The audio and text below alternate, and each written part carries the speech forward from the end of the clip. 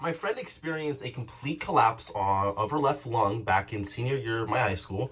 We were both in the same calculus class, and it didn't completely shock me because I knew her to be a chronic smoker. She indulged in e-cigarettes primarily, and when the doctor's results came back, it was because primarily of nicotine, of e-cigarette usage. And while I understand this issue or this example is, I wouldn't say hyperbolic, but it's an extreme example of e-cigarette usage, it still plagues the nation and countries as a whole. This is a quote from Christina Jewett from New York Times, published in the 8th of March, 2022. That states that, quote, 11% of high school students use e-cigarettes.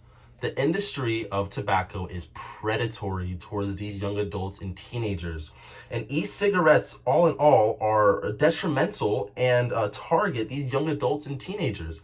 And by the end of this argument, that will be increasingly apparent. So just to set a guide for what this will pertain to, we'll start with the issues, just the flat nicotine consumption and the health defects that would be caused by it. And some causes: poor FDA regulation and poor government regulation, which is a very big factor, and social media, which might be a bigger factor. In fact, it might be the biggest factor that I will talk about in this argument. And some solutions: a flat-out ban and nicotine-free devices. So starting off with main point one, which is just nicotine consumption, how it looks like in teenagers. This is a quote from the Lethbridge Herald, February 26, 2026, that states that, quote, vaping on school property is now the most reported substance use issue faced by administrators. As we see, this is incredibly apparent. This makes it apparent that this issue, it's new and it's staying. It's a trend that will be later addressed, why it's a trend, and it is growing more and more rampant as more individuals indulge in this substance. And for the incredible health risks that you put yourself in, this is a quote by Mail on Sunday, February 22nd, 2026, that says that, quote, people who vape are more likely than non-vapers to develop chronic obstructive pulmonary disease. And I read a little bit more on this topic, and people that are diagnosed with this don't live longer than 10 years.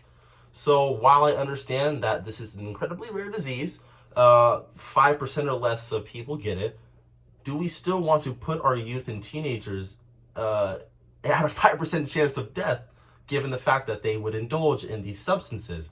Absolutely not. As a nation, as a world, we need to squash this issue and exterminate this issue entirely. But before we do that, we need to understand the causes.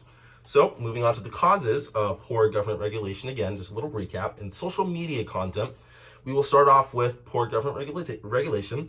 And this is a quote from the Daily Telegraph, June 15, 2025, that quotes that legal vape supplies are fueling the black market. And to understand how this is happening, we will have a government-backed store that is heavily regulated that you can buy cartridges, e-vape cartridges from. You have to be over the threshold of 21 or whatever that threshold is in whatever country. And you get it, that's great. Now people that are under 17 can get it. Guess what? Individuals that are profiteers will now push this into the black market and get a profit out of it. And now it's in the hands of the 14-year-olds, once again, that this directly was trying to keep it away from. And so we need more heavy government regulation. And with social media too, which is the second point, this is a quote from the Journal Record, February 14th, 2023, that states that, quote, young adults who use social media intensely are more likely to vape nicotine than their peers. I know this to be true. I don't indulge in nicotine, but I can see it. I can see the clips of shows like Euphoria that portray vaping to be a cool, stylistic choice rather than a big risk on your lifestyle. And it's nothing more than wearing a different clothes. It's nothing more than wearing a different piece of garment. And it keeps it casual. It doesn't highlight the risks. And it's incredibly predatory. And it keeps these kids and these young adults ignorant to these horrible health risks that they put themselves in. And again, we cannot have this as a country and as a nation. So let's move on to my last point, some potential solutions. Starting off large scale and trickling down to smaller, more personal, we have, sorry, I got a little battery there.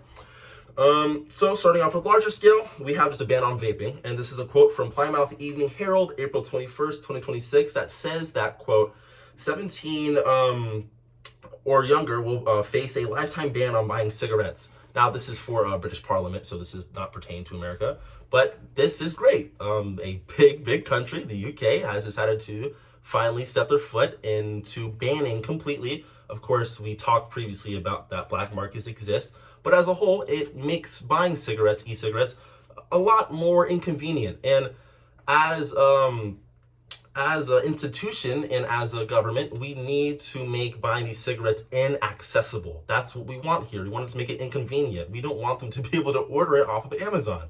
That's the worst case scenario. And another solution is just nicotine-free vaping. And it's been around for quite a bit, but it still lingers around, and there could be another great push by the industry. And this is from NASDAQ OMX News released from the 8th of May, 2026. It was a pretty recent one. That states that the Ligura, quote, the Ligura, replaces the sensation and ritual of vaping. So the Ligura is just in reference to the nicotine-free device. And the issue is people think that individuals are going to go cold turkey off of this substance. Impossible, or very hard to. Instead, it still mimics the same physical sensations of huffing in, huffing out, puffing in, puffing out. Just the same ritual of picking up the device. So it just keeps your cravings a little bit at bay. So this in conjunction with having a statewide ban, a countrywide ban of these cigarettes, is going to see results, great results, quite radically and quite quickly.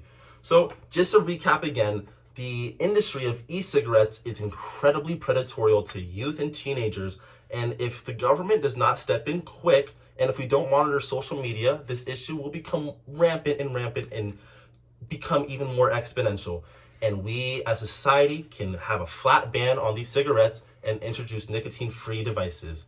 Thank you, and I hope you are considering my argument.